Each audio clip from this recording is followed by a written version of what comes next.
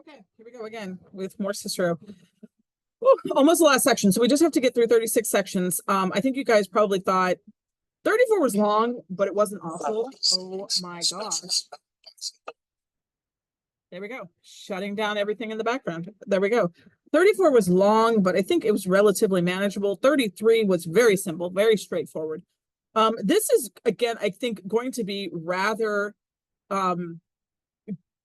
doable. Like it's a very manageable chunk because of the ridiculously long lists. This introduces Cicero's direct attack against Clodia, where before he was sort of like, he was subtly going at her. He's not subtle anymore. He's frankly calling her out. Two of the things that we're going to notice in this particular chunk, one of them is the dilemma. Okay, hold on. Let me make sure I'm spelling this right. D-I-L-E-M, oh God, M-M-A. Dilemma.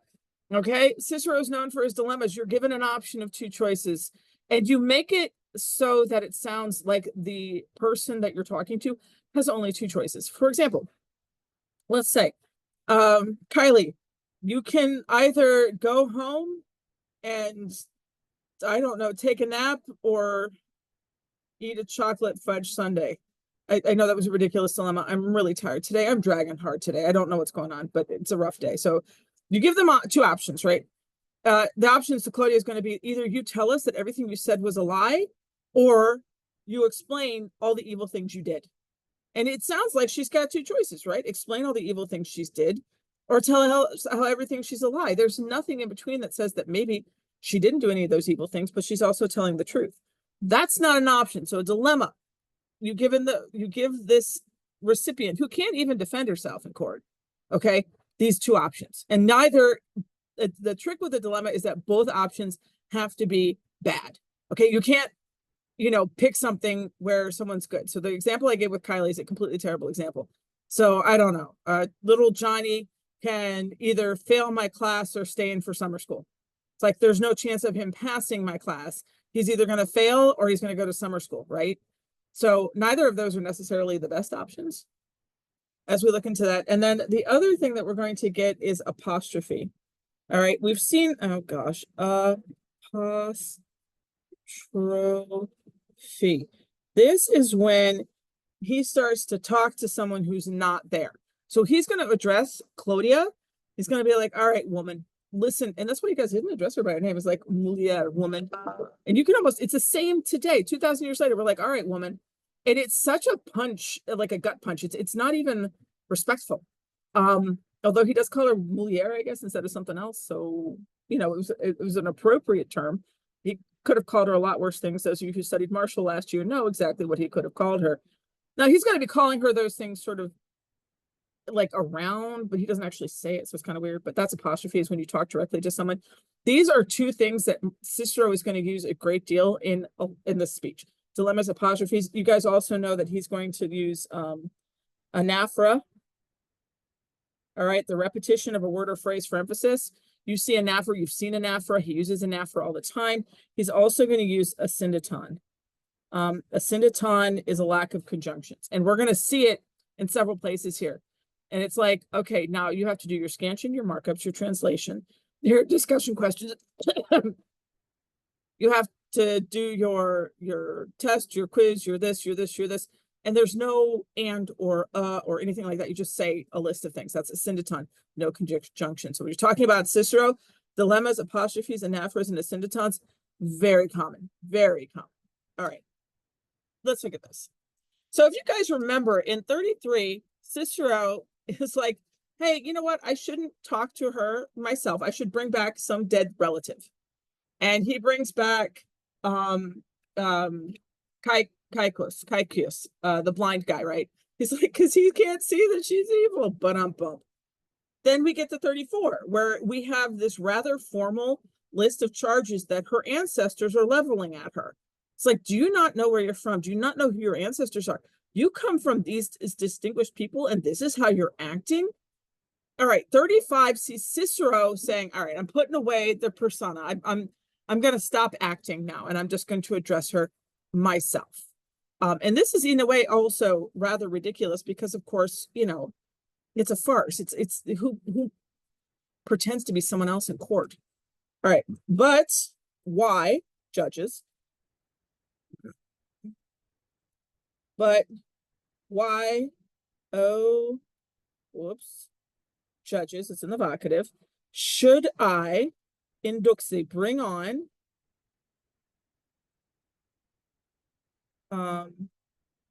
like bring on stage. Induxi like literally means to bring on stage. And this is a performance, and Cicero understands that.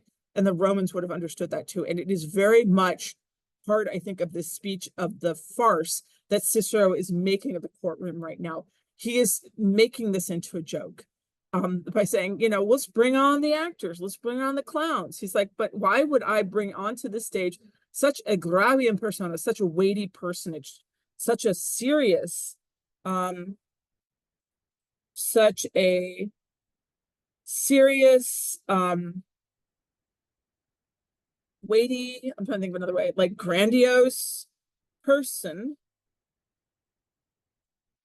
okay, as I would fear, so that I might fear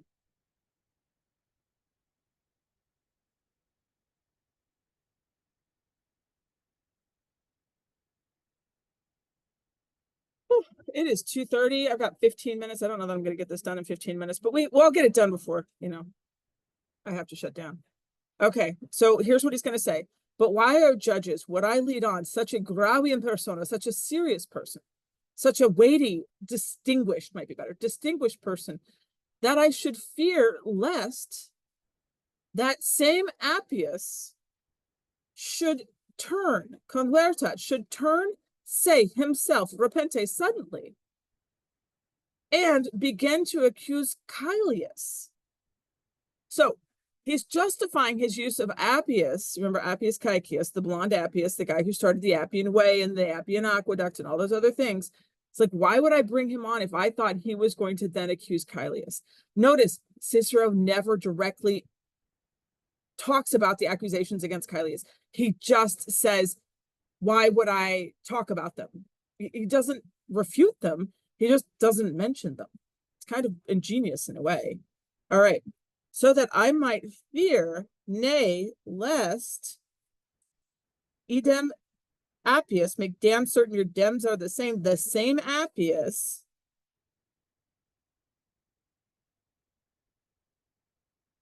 should convertat, should turn, say himself, okay, should turn himself, repente, suddenly. Okay, that I might fear lest the same Appius should turn himself suddenly and begin to accuse Caelius.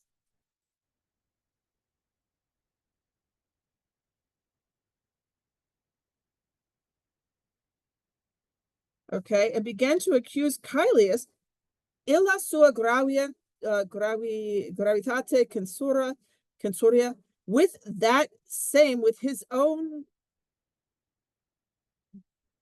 weighty censorship, with his own appropriate, with his own serious censorship.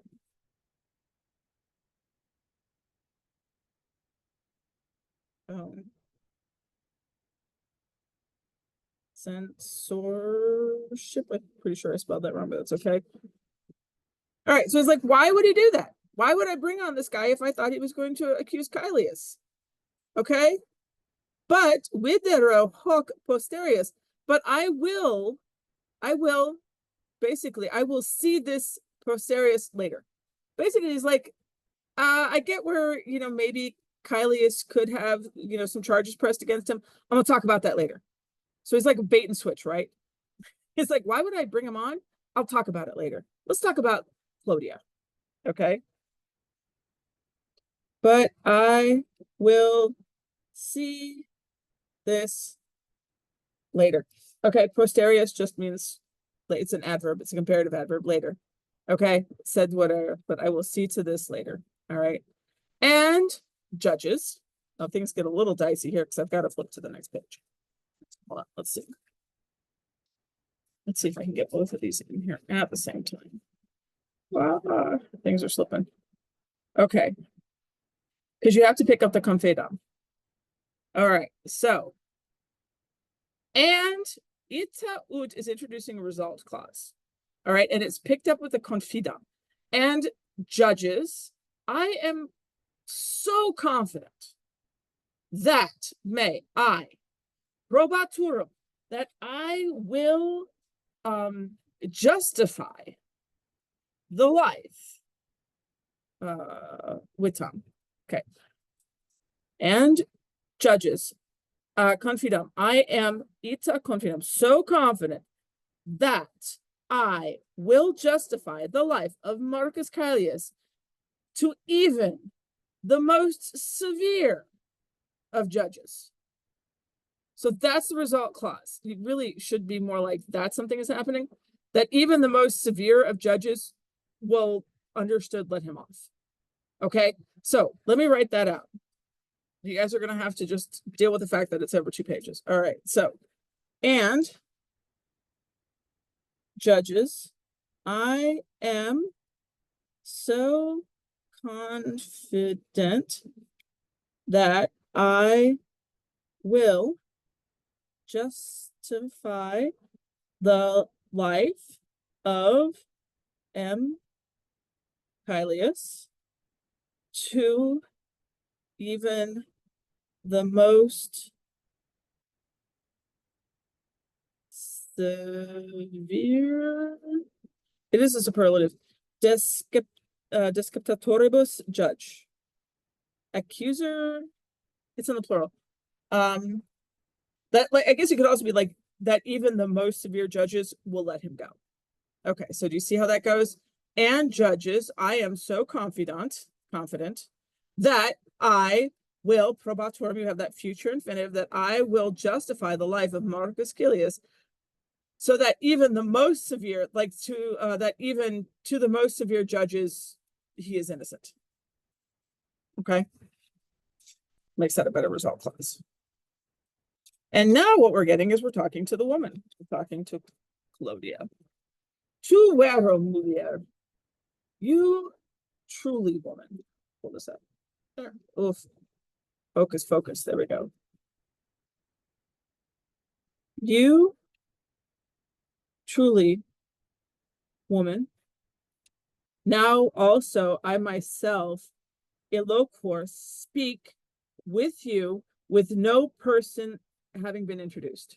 So now he's like, I am talking directly to you. Now, you truly woman.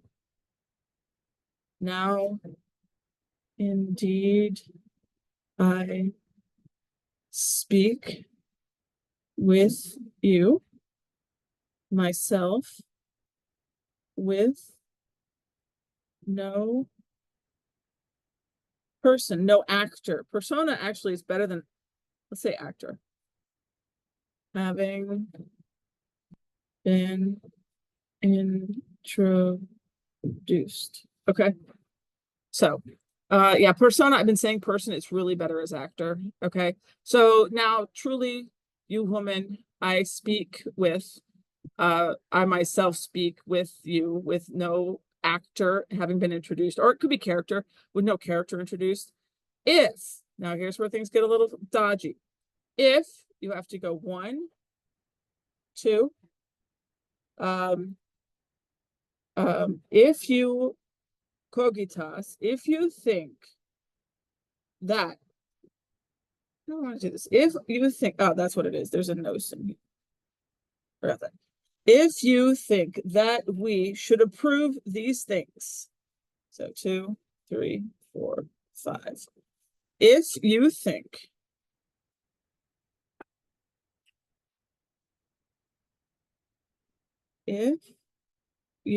cogitas think, indirect statement, that nos, we, probare, should approve, the neuter plural, these things. We would say of these things, but they would make it in the accusative. These things, quae facus, which you do, which you say, which you, notice the quae is a nice little anaphora here, which you accuse or charge which you plot. Okay. Notice also there's just this quiet. You've got this nice little anaphora. It's also like this little framing, quae facis, quae dictus, quae insimulus, quae mulieris, quae arguis, which all these things, which you do, which you say, which you charge, which you plot. Okay, and he doesn't actually say then, and there's no and. So this is also an example of anaphora. I mean, a syndeton. Okay, so you have that nice syndeton and anaphora sort of piled on here. Okay, we would say then, but there is no then. You just have the nekese est. It is necessary. So if you want us to believe all these things, it is necessary. It is necessary, okay, that you should address and explain. Vretas literally means to return to, and to exponas, to explain. It is necessary that you should, is there a better word for vretas? I'm going to say address and explain the reason, the rationonem, the reason of such great friendship, of such great intimacy, and of such great connection. Okay, I'm reading Cicero. Bye. Okay, yeah, bye, Mark. You too. Have a good one. See, Mark, I swear, Mark gets out like 5. It's been getting earlier every day. But he had questions about why I was saying intimacy. So sorry for the interruption. All right. It is necessary that you should address, okay, and explain the reason of such a great familiaritas, like of such great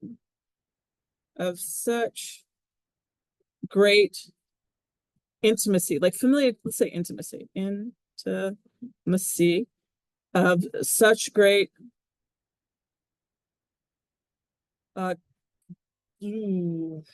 connection, of such a great affair. I guess we kind of have to go a little, that's like the next level, of such great, this could be friendship, but it usually is more than friendship. It's like adultery. It's like, it's another way. He's basically saying the same thing 3 times.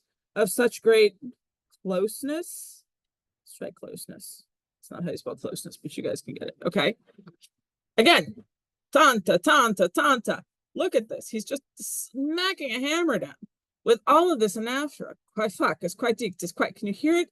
You can almost hear him. He's like throwing accusations at her. No one can catch their breath. There's so many accusations.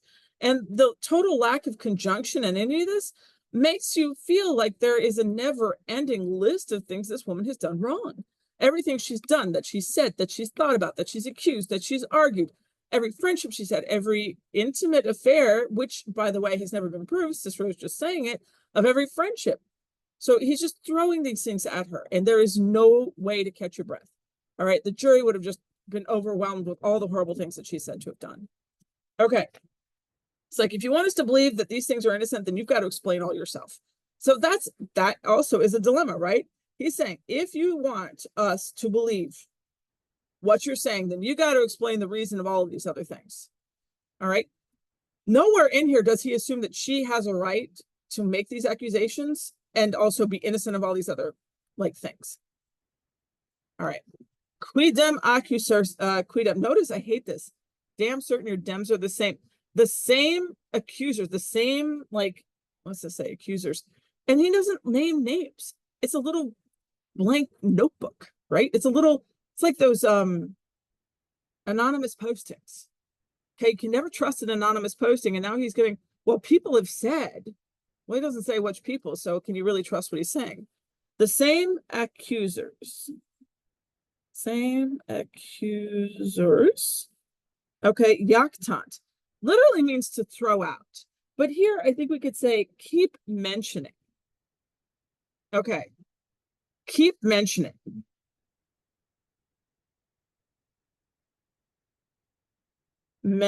So they keep mentioning, they keep throwing out your libidines, your amores, your lusts, your loves, your adulteries, There's the bell. Your lusts, loves, adulteries, baiai, your beach house parties, because baiai was that family. Remember, that's where the Cornelius family started off, was in baiai, and that was that big coastal resort town for the rich and famous. Okay, so it's like Malibu. So your beach house parties, your Aktash, your beach parties. They had words for all this. Your Kawiwiya, your dinner parties, your drinking parties.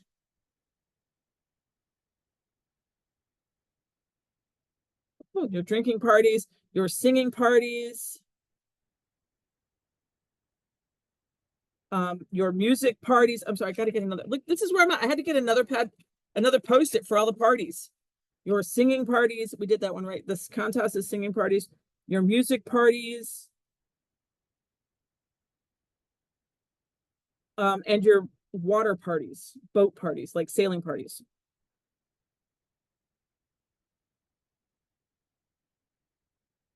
Okay, look at that. You see this? Look, there's 1, 2, 3, 4, 5, 6, 7, 8, 9, 10 different types of parties that she said to have. And there's no conjunction in here, which makes us think that there's even more parties we don't know of. Look how specific he gets. Your lusts, your loves, your adulteries, your beach house parties, your beach parties, your dinner parties, your drinking parties, your singing parties, your music parties, and your swimming parties. It's a lot of parties. Okay, which definitely certainly makes her out to be, certain. Okay. These same ones, idem, these same ones indicate that they say means they, that they say, dikere, it gets confusing, say nothing with you unwilling. So now he's like, and everybody thinks that you're okay with them talking about all these parties. And these same ones say that they say, well, I guess the same ones, significant means they indicate these same ones, instead of say, let's say indicate that they say nothing with you unwilling. Okay. All right. So they're basically like, all these parties that you have, they're all happy. Sorry, I need water. They all think that you can say all these, they can say all this stuff, and you're thrilled to be known as the party girl. All right. So here's our next big dilemma. Okay. Since, all right, like indeed, you, he's basically like you with I don't know what. Qui nescio is kind of a little colloquial phrase. With I don't know what, efferenta and praecipita, some crazed and headlong mind, wished these things, quae, deferre, to be brought down into the form and into judgment. Now look at this. You have this mente, efferanta etque praecipita. Praecipita means headlong, reckless. Efferenta, literally like madness. It's like, what kind of crazed person wants all this stuff to be on public? So, poniam, let's just say that is indeed. Indeed, you, nescio qui, with I don't know what, crazed and reckless mind, willisti, wished, why these things, that's going back up to all these parties, wished these things to be deferri, brought down into the forum and into judgment. Okay. So indeed you, with I don't know what crazed and reckless mind, wish these things to be brought down into the forum and into judgment. All right, so that takes us to the out. So do you see that you, with why, with what I don't know kind of crazed and reckless mind, Willisti wished why these things deferre to be brought down into the forum and into judgment. Now remember, the forum was the center of the town, and that's where the basilica, and the basilica here is in the church. It's a law court, so that's where the law courts were as well. Okay, so now he's giving her an option. He's going to tell her two things. All right, you have to explain all this crap that you've done, or it is fitting. Okay, actually the out is going to be either or. Either it is fitting for you to deluas, we get dilute from this, to wash away, like clean the slate, and to teach these things to be false. Okay, or Fateris, you must admit that nothing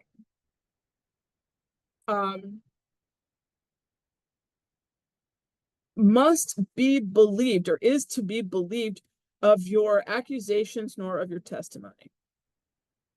So that's the dilemma here. He's like, either you get rid of all of these evil things that you've done, or you tell us everything you've said is false.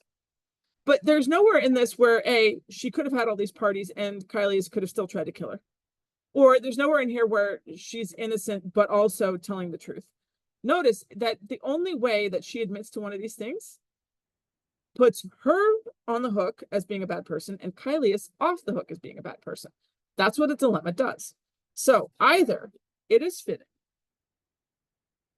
either it is, that's oportet, fitting for you to wash away like these accusations,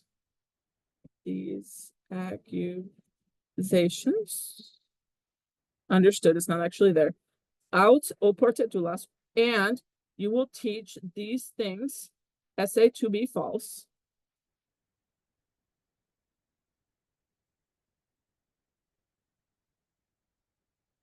these things to be false. Okay,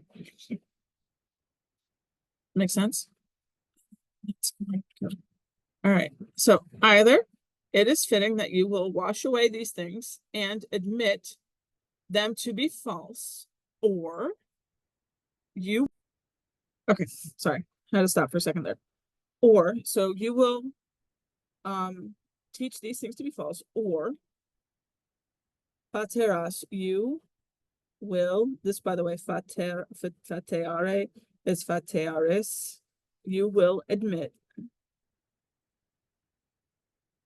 that nihil, nothing, credendum esse, must be believed, neither your accusations